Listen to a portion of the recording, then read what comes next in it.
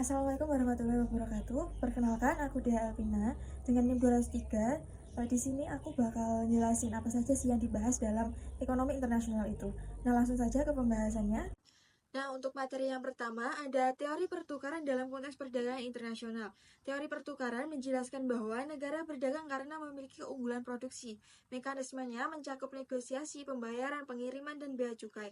Nah, perdagangan ini memberikan manfaat ekonomi, tetapi juga berisiko menimbulkan ketergantungan dan persaingan tidak sehat. Nah, oleh karena itu, negara mengatur dengan kebijakan tarif, kuota, subsidi, dan perjanjian dagang.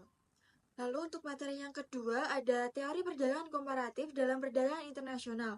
Teori perdagangan komparatif menyatakan bahwa negara sebaiknya itu mengekspor barang yang bisa diproduksi dengan biaya yang peluangnya lebih rendah.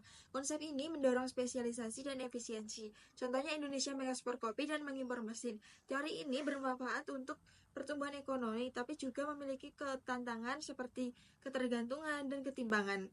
Lalu materi yang ketiga ada kebijakan ekonomi internasional. Kebijakan ekonomi internasional adalah upaya pemerintah mengatur hubungan ekonomi antar negara. Tujuannya untuk meningkatkan ekspor, stabilitas ekonomi, dan daya saing global. Jenisnya meliputi kebijakan perdagangan, kurs, investasi, dan kerjasama. Dampaknya bisa positif seperti pertumbuhan ekonomi atau negatif seperti ketergantungan pada luar negeri. Lalu materi yang keempat ada kartel internasional dan diskriminasi harga. Kartel internasional adalah kerjasama perusahaan lintas negara untuk mengatur harga dan pasar. Mereka sering menggunakan diskriminasi harga untuk meraih untung lebih besar.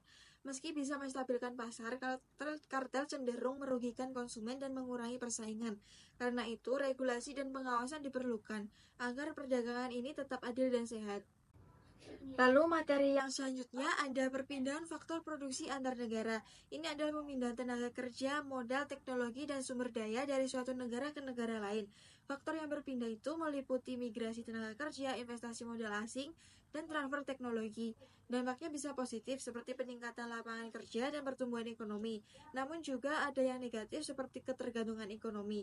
Oleh karena itu, pemerintah itu mengatur ini melalui kebijakan imigrasi, aturan investasi, dan perjanjian internasional agar dampaknya lebih menguntungkan.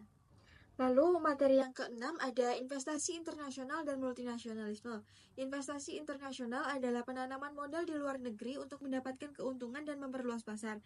Perusahaan multinasional yang beroperasi di berbagai negara menjadi pelaku utama dalam investasi ini dengan mentransfer teknologi dan menghubungkan pasar global.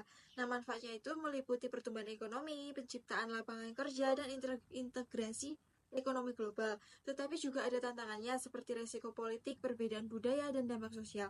Oleh karena itu, investasi internasional dan multinasionalisme itu penting dalam ekonomi global, namun perlu pengelolaannya baik agar manfaatnya itu maksimal. Lalu materi yang ketujuh ada perdagangan internasional dan pertumbuhan ekonomi. Perdagangan internasional adalah pertukaran barang dan jasa antar negara yang mendorong pertumbuhan ekonomi. Faktor yang mempengaruhinya antara lain keunggulan komparatif, kebijakan pemerintah, dan globalisasi. Manfaatnya itu meliputi efisiensi produksi, akses pasar, dan peningkatan investasi.